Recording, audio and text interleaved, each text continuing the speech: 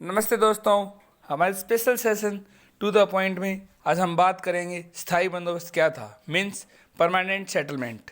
हम आपको बताएंगे ये किस गवर्नर जनरल के काल में लागू हुआ, किस साल में लागू हुआ और ये किसके पक्ष में था, ब्रिटिश हुकूमत या किसान।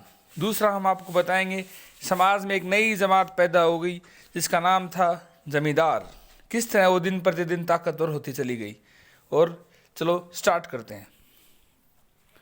लॉर्ड कॉर्नवालिस ने 1793 ईस्वी में स्थायी व्यवस्था लागू की।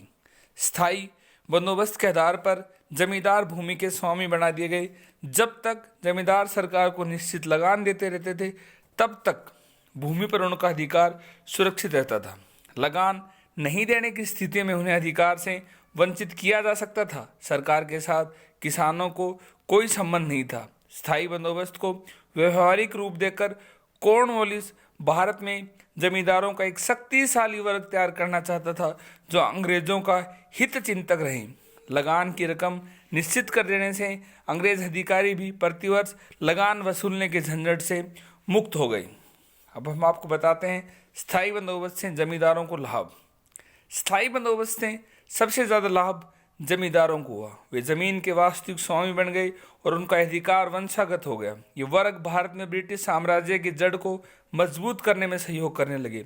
दूसरी ओर भूमि पर स्थायी स्वामित्व ही हो जाने से वे कृषि विकास के कार्य में रुचि लेने लगी, जिससे उत्पादन में वृद्धि होने लगी और उत्पादन में वृद्धि होने से जमींदारों को अधिक लाभ प्राप्त होने लगा।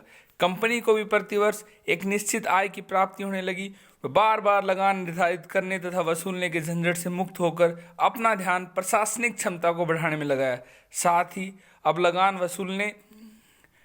बार बार लगान निर्धारित करने तथा वसूलने के झंझट से मुक्त होने पर अपना ध्यान प्रशासनिक क्षमता को बढ़ाने में लगाया।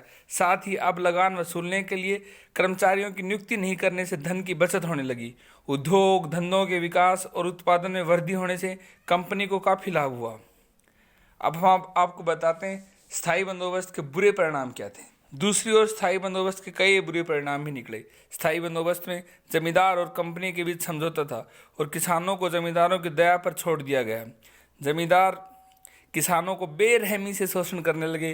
किसानों से बेगार, भेंट और उपहार लिए जाने लगे। किसानों को जमीन पर कोई अधिकार नहीं रहा, वह सिर्फ जमीन पर कार्य करते थे। इस नई व्यवस्था के कारण किसान दिनों दिन गरीब होते चले गए और गरीब किसानों को अपने अधिकारों की रक्षा के लिए कोई कानूनी संरक्षण प्राप्त नहीं था और समाज में आर्थिक शोषण और सामाजिक विषमता की खाई बढ़ती चली गई। जमींदार किसानों का शोषण कर धनवान बन गए और किसानों की दरिद्रता बढ़ती चली गई। आज के सेशन में इतना ही। Thank you.